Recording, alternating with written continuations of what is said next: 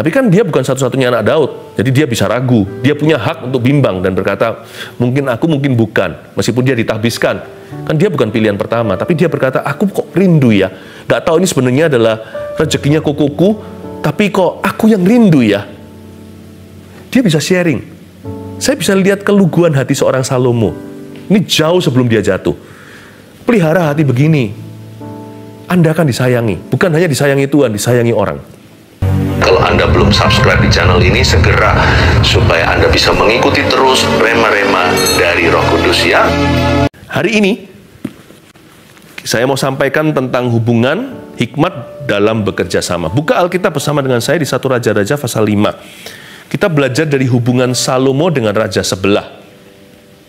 Saya harap Anda sudah mengajak rekan kerja, rekan bisnis, atau suami istri, rekan hidup ini. Karena saya mau bicara tentang hubungan bekerja sama itu seperti apa. Ada hikmat-hikmat di dalam ayat-ayat yang akan kita baca. Ambil catatan seperti biasa. Hikmat dalam bekerja sama, 1 Raja-Raja pasal 5. Ayat 1-12, mari kita menyelam dalam firman Allah.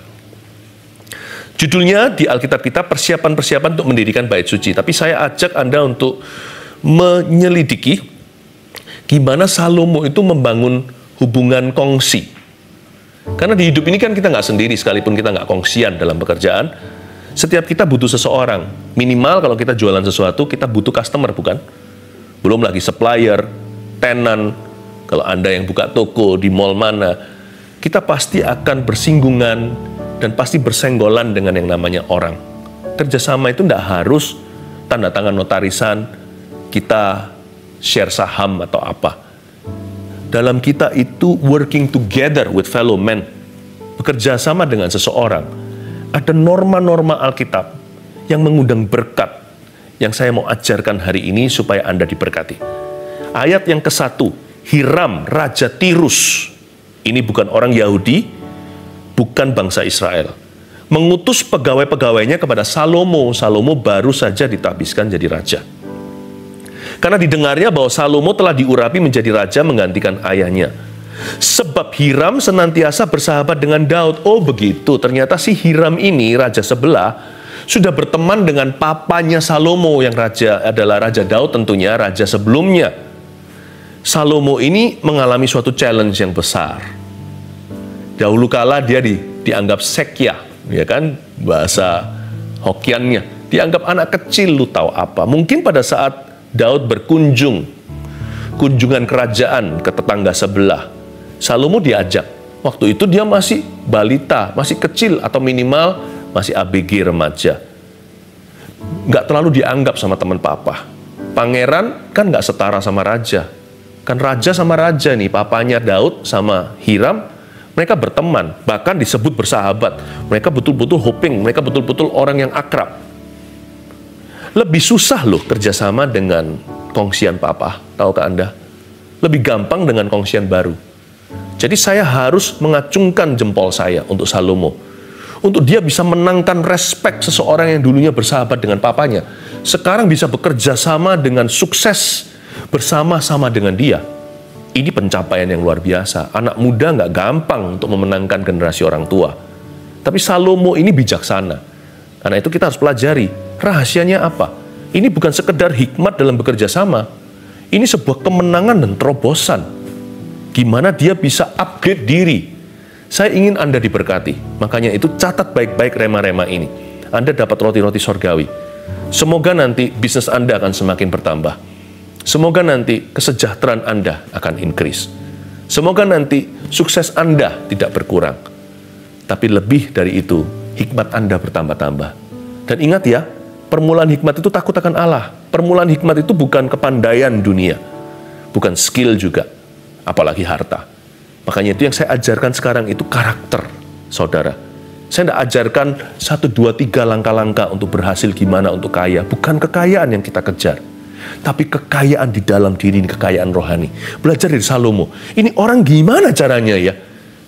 Kok bisa membuat kongsian papanya kagum sama dia. Lebih gampang cari kongsian baru. Ayat 2, lalu Salomo mengutus orang kepada Hiram dengan pesan. Sekarang giliran Salomo ya. Lihat cara dia tulis surat. Engkau tahu bahwa Daud ayahku tidak dapat mendirikan sebuah rumah bagi nama Tuhan Allahnya, oleh karena musuh-musuhnya memerangi dia dari segala jurusan. Sampai Tuhan menyerahkan mereka ke bawah telapak kakinya. Alias Daud papanya itu seorang warrior, seorang petarung pejuang. Tetapi sekarang Tuhan Allahku telah mengaruniakan keamanan kepadaku di mana-mana. I'm ready for business nih. Tidak ada lagi kawan, tidak ada lagi lawan, dan tidak ada lagi malapetaka menimpa. Salomo itu is a peace child. Dia itu anak perdamaian. He loves peace. Langkah ke-1, bukan PowerPoint-nya, saya sudah sediakan PowerPoint-nya, tapi ingatlah, cikal bakal keberhasilan yang dari Tuhan harus dimulai dari hati yang suka damai. Jangan jadi troublemaker dalam hidup ini. Jadilah seorang peacemaker. Bukan berarti orang yang suka damai itu nggak mau berani konfrontasi, yes man, lalu tutup sebelah mata terhadap masalah. Yang begitu hanyalah menunda persoalan. Itu bukan mencintai damai sejahtera, itu menyimpan bom waktu. Tapi ada orang tertentu itu yang sukanya kemana-mana, dia selalu berantem. Selalu gesekan, padahal nggak perlu. Selalu isi hidupnya itu tukaran dengan orang. Selalu nggak enakan. Troublemaker. Once a troublemaker, forever a troublemaker. Salomo tidak beranjak dari itu. Orangnya itu peacemaker. I like to make peace with you. Bukan berarti dia kompromi loh ya. Enggak. Anda lihat bahkan di sini dia bersaksi. Mulutnya dipakai pertama kali terbuka adalah menyaksikan tentang Tuhannya. Melalui kehidupan papanya, lalu dia tunjukkan perannya di mana dia berkata, Tuhanku menyerahkan mereka ke bawah telapak kakinya. Sekarang Tuhanku, Tuhan Allahku mengaruniakan keamanan di mana-mana. Dia mengaruniakan damai dalam pemerintahan saya. Orang ini tidak main aman. Tapi dia itu berniat untuk jadi berkat. Hikmat dalam bekerja sama tidak dimulai dari partner Anda.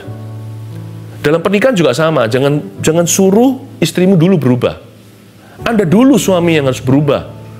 Bukankah Anda kepala keluarga? Atau sebaliknya, istri jangan tuntut suaminya berubah. Anda dulu yang berubah, doakan dia. Lalu lewat tanpa banyak kata-kata menangkan hatinya. Melalui apa? Melalui teladan, pelayanan, kelemah lembutan Anda di rumah. Ayat 5, dan ketahuilah, aku pikir-pikir hendak mendirikan sebuah rumah bagi nama Tuhan Allahku. Seperti yang dijanjikan Tuhan kepada Daud ayahku demikian. Anakmu yang hendak kududukan nanti di atas tahtamu itu, yang menggantikan engkau, dialah yang akan mendirikan rumah itu bagi namaku. Salomo ini berpikir-pikir, dia ada angan-angan, ada visi, ada ambisi, ada kerinduan. Mungkinkah kerinduan Anda untuk buka bisnis tertentu, untuk meneruskan atau mengubah pekerjaannya? Coba timbang-timbang, jangan tergesa-gesa. Kalau Anda sudah menikah, mesti sharing sama pasangannya. Sepakat itu adalah kekuatan. Anda juga bisa cari opini ketiga. Ya, untuk keputusan-keputusan penting di hidupmu, libatkan sesama saudara seiman yang bisa dipercaya, yang sudah dewasa rohani. Pasti ada. Tuhan sediakan. Tuhan sediakan orang-orang berhikmat di sekeliling Anda. Orang Majus itu masih ada loh. Cuman Anda harus teliti dan jeli mencari. Yang pasti, mau lihat pohon, ya nilai buahnya. Bagaimana kita tahu itu pohon apa? Kita lihat buah semangka, yaitu pohon semangka. Kalau orang itu hidup nggak keruan, jangan dengar nasihatnya. Itu nasihat orang fasik membuat Anda jatuh dalam dosa. Tapi bisa jadi ya, yang namanya kerinduan angan-angan bahkan rencana Anda itu kemungkinan dari Tuhan. Karena Tuhanlah yang menimbulkan kerinduan dalam hati kita untuk taat pada firman-Nya. Tuhan juga yang memunculkan ide-ide baru, hal-hal yang baik, semua yang sempurna itu datangnya dari Bapa. Sekalipun Tuhan tidak berkata, hai anakku, demikian firman Tuhan.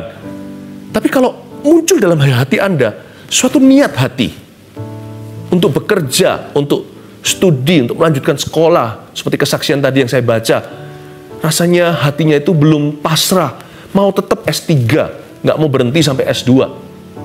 Bisa-bisa itu dari Tuhan loh. Karena Salomo tidak pakai kata yang definitif, dia tidak pakai kata yang konklusif. Dia berkata, saya berpikir-pikir ingin membangun sebuah rumah. Aku timbang-timbang sih, di ayat berikutnya kan dikatakan gitu, di kalimat berikutnya maksudnya. Aku timbang-timbang sih, karena Tuhanku pernah ngomong gitu sama papaku, bahwa Orang anak yang menggantikan engkau itu, dia akan mendirikan rumah itu bagi namaku. Tapi kan dia bukan satu-satunya anak Daud, jadi dia bisa ragu. Dia punya hak untuk bimbang dan berkata, mungkin aku, mungkin bukan. Meskipun dia ditahbiskan, kan dia bukan pilihan pertama. Tapi dia berkata, aku kok rindu ya. Gak tahu ini sebenarnya adalah rezekinya kokoku, tapi kok aku yang rindu ya. Dia bisa sharing. Saya bisa lihat keluguan hati seorang Salomo. Ini jauh sebelum dia jatuh.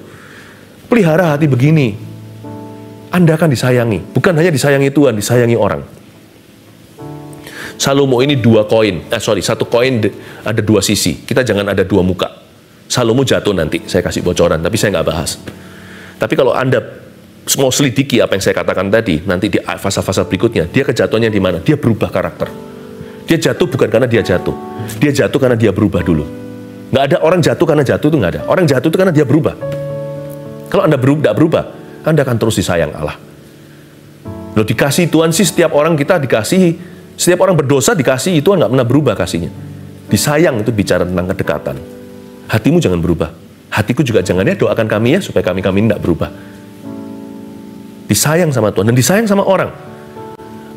Jadi hikmat dalam bekerja sama itu jangan jadi orang yang keras.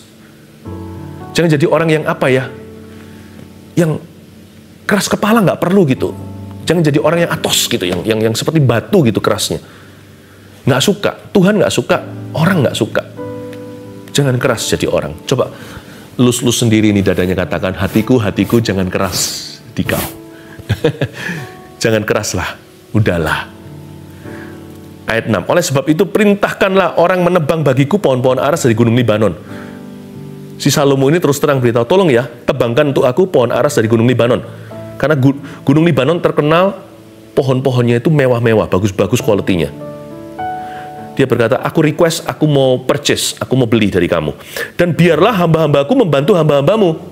Nah, ini orangnya sangat masuk akal nih. Dia nggak main perintah sana-sini. Hikmat dalam bekerja sama orang itu jangan main perintah. Sekalipun dia raja, dia raja. Loh, ini kalau mau main perang bisa dia rebutan. Orang dunia kan begitu. Bangsa mana, jajah mana, kan dari dulu kan begitu yang namanya koloni. Empirism. Lalu negara mana berlayar pergi tembakin orang lokal, lalu habis itu jajah negerinya, ambil hasil buminya. Salomo nggak pakai cara demikian karena dia bukan raja duniawi, dia raja yang rohani. Dia purchase, I want to make a purchase. Saya mau PO, pesan order nih. Tolong ya dari gunung Libanon, tebangkan untuk aku pohon-pohon itu, dan nanti hamba-hambaku bantu hamba-hambamu. Jadi orang itu yang menyenangkan kalau mau kerja sama. Jangan main perintah. Banyak orang itu nggak pernah mulai dari bawah. Saya sendiri dididik dan dibentuk Tuhan, dipersiapkan itu dari bawah. Saya nggak langsung terus khotbah, followers banyak, nggak begitu. Saya mulai pelayanan itu dari semua pelayanan pernah saya coba. Bukan coba-coba.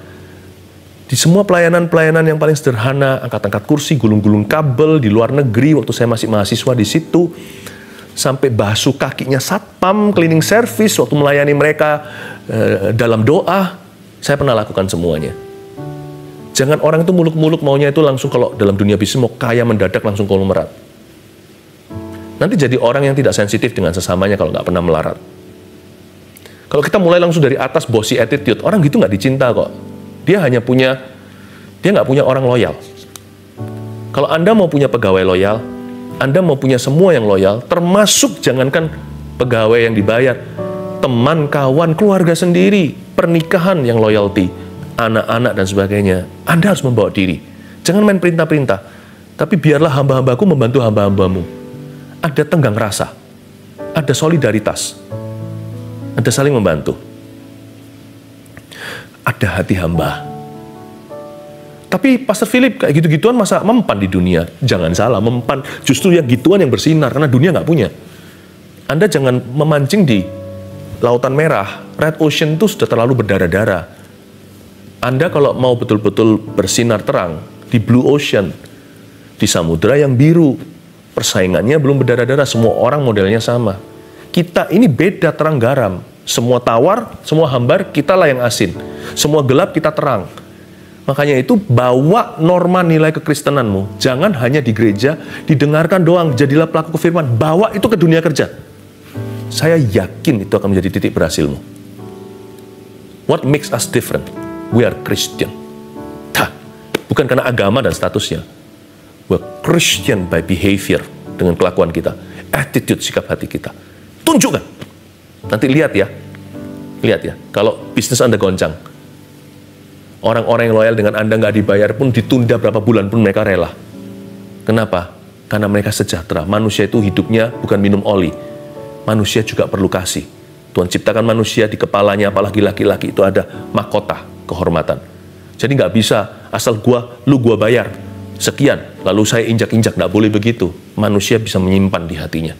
Kalau dia tahan, antara dia itu nanti balas dendam, atau dia adalah seorang pecundang. Kalau Anda bersama dengan orang pecundang yang tidak bisa speak up, nggak bisa jauh lah suksesmu bersama dengan orang-orang demikian. Karena itu manusia tetap harus diperlakukan dengan dignity. Jangan jadi orang-orang Kristen yang di luar sana bosi. Jadilah orang Kristen yang memimpin dengan teladan, yang menjadi inspirasi.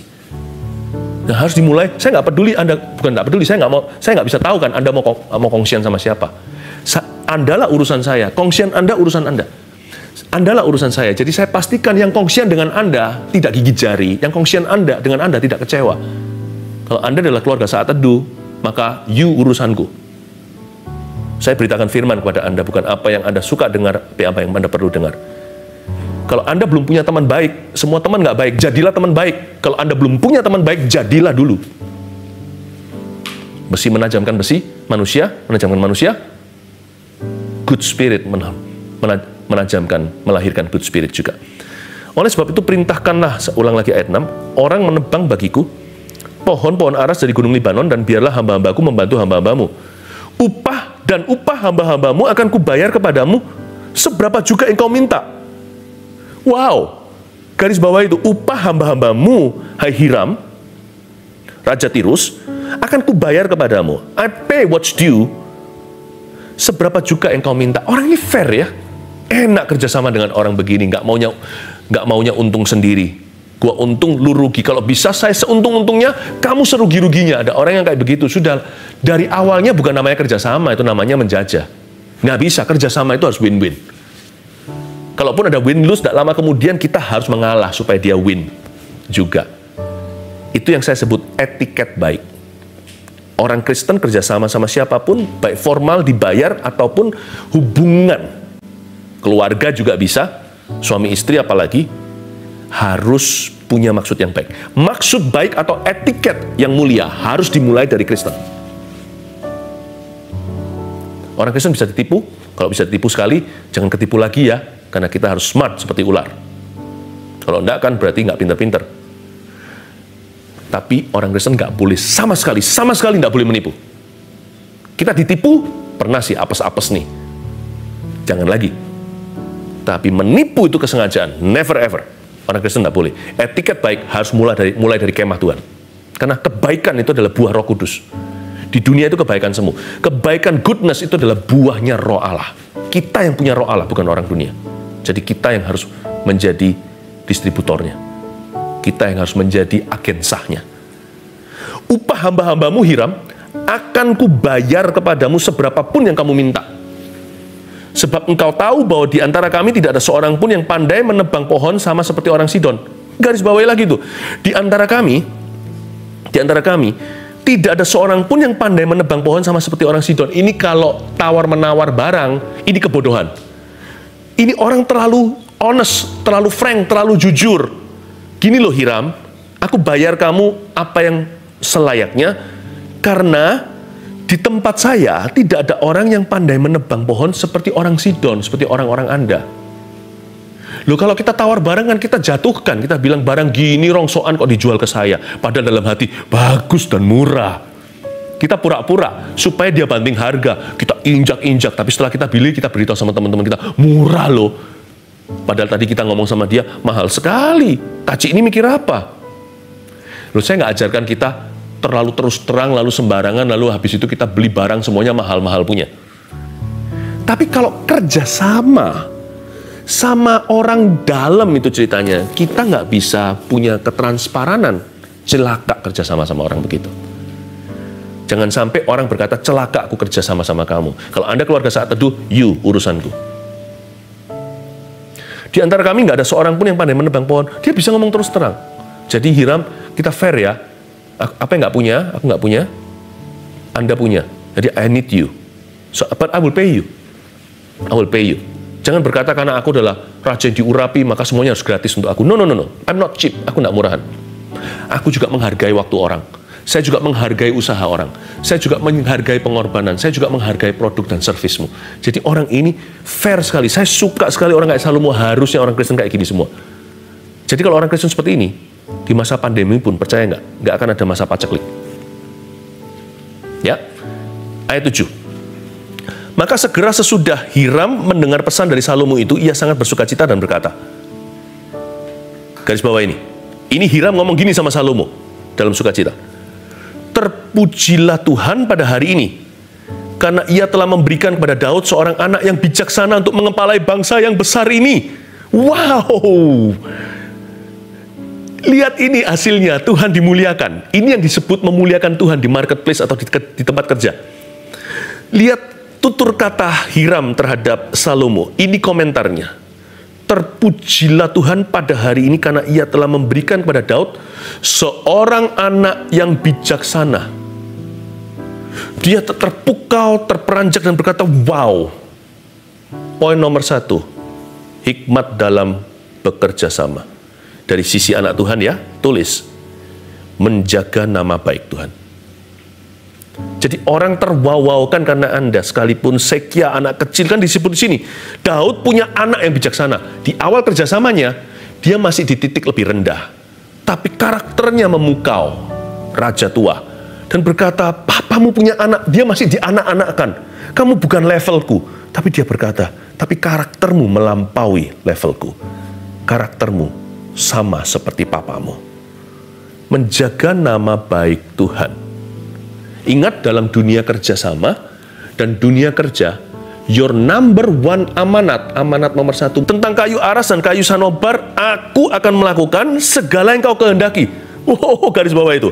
Aku ini Hiram sekarang giliran yang ngomong begini. Tetap Hiram, tadi dia komentar tentang Salomo, sekarang hatinya tergerak. Jadi di dalam dunia kerja, ada orang-orang dunia yang tergerak karena kita.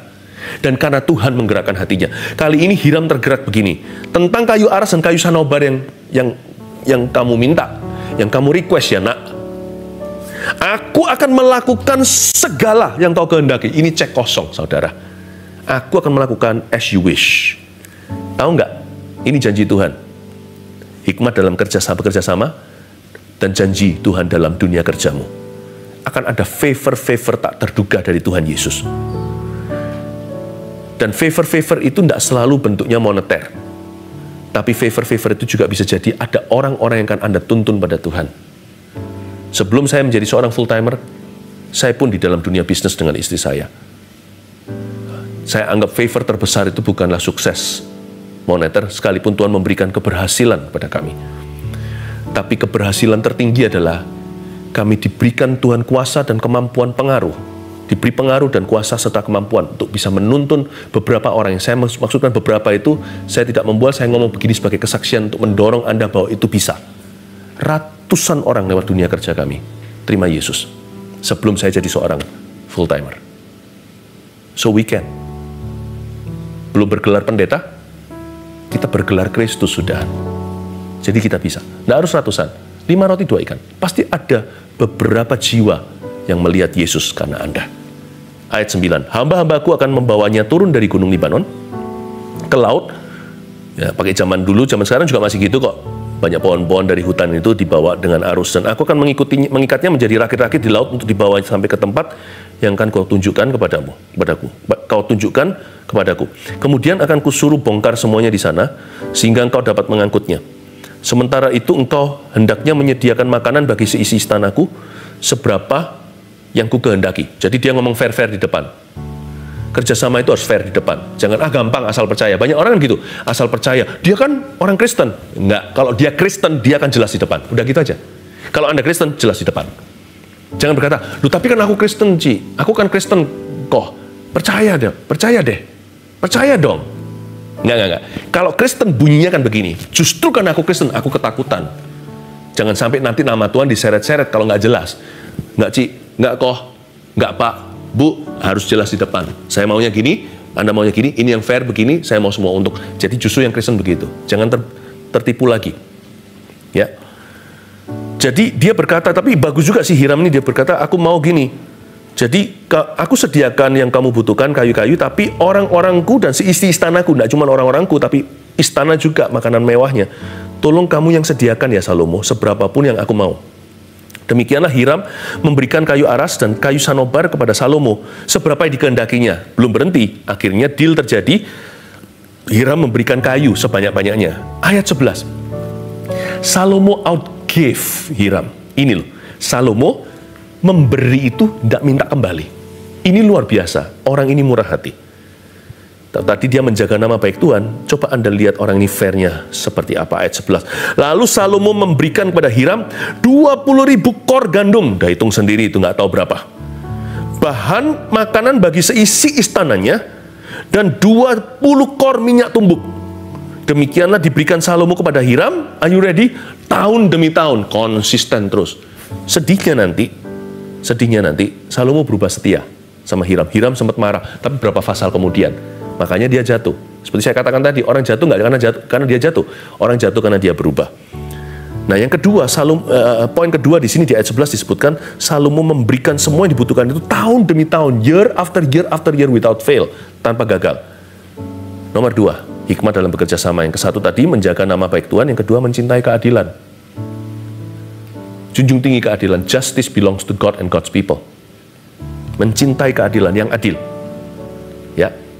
Yang terakhir ayat 12, dan Tuhan memberikan hikmat pada Salomo seperti yang dijanjikannya kepadanya, maka damai pun ada antara Hiram dan Salomo, garis bawah itu, maka damai pun ada antara Hiram dan Salomo, lalu mereka berdua mengadakan perjanjian. Garis bawah itu. Yang ketiga, poin ketiga, menjunjung tinggi kesetiaan. Itu yang disebut damai ada antara Hiram dan Salomo, lalu mereka berdua mengadakan perjanjian. Kata perjanjian sana bukan promise, tapi covenant. Berarti Salomo dan Hiram punya perjanjian, sekalipun Hiram bukan anak Tuhan, tapi Tuhan itu adalah Allah yang menuntut sumpah. Karena itu jangan pernah ngomong apa-apa diakhiri sumpah, Anda tidak berhak. Dan perjanjian itu seperti oath, seperti sumpah. Kalau kita membuat perjanjian, Allah itu akan menuntutnya. Kita harus menjunjung tinggi kesetiaan. Kalau kita berubah warna, Tuhan yang marah. Salah satu janji yang tidak boleh dilanggar tentunya adalah janji suami istri. I do, atau saya bersedia. Jangan berkata sekarang dia begini. Bukankah dulu berkata dalam suka dan duka? Karena itu Tuhan menjunjung tinggi kesetiaan. Nah Salomo ini salahnya gini. Saya kasih bocoran beberapa pasal kemudian. Dia jatuh karena ketika dia sukses dia berubah. Nah itu loh. Pencobaan manusia itu bukanlah pencobaan hidup. Kalau Anda kira pencobaan Anda besar, belum. Nanti tunggu sampai sukses tiba. Tunggu sampai Anda diberkati. Tunggu sampai Anda dipakai, dikenal, dan sebagainya. Nah, di situ pencobaan sesungguhnya. Karena biasanya manusia berubah setia setelah dia berhasil dan dijunjung tinggi. Berapa banyak orang dulu suami istri baik-baik, tapi setelah dia jadi somebody, lalu habis itu istri ditinggalkan. Jangan begitu ya. Tuhan membenci orang yang melanggar perjanjian. Menjunjung tinggi kesetiaan. Kalau nanti sukses, jangan lupakan orang-orang yang berjasa di dalam hidup Anda. Baik itu kongsian atau bukan, terutama orang-orang yang tidak bisa Anda bayar karena kasih mereka murni seperti keluarga, seperti orang-orang kawan-kawan sejati. 1, 2, 3, hikmat dalam bekerja sama. Apa? 1, menjaga nama baik Tuhan. 2, mencintai keadilan. 3, menjunjung tinggi kesetiaan. May God bless you. 1 Petrus 4 ayat 7. Kesudahan segala sesuatu sudah dekat. Karena itu, kuasailah dirimu dan jadilah tenang, supaya kamu dapat berdoa. Saudara yang terkasih, terima kasih telah mendengarkan firman Tuhan hari ini. Jangan lupa untuk dukung terus channel ini dengan cara subscribe, like, share, dan juga komen, agar saudara kita yang lain juga boleh terberkati. Tuhan Yesus memberkati kita.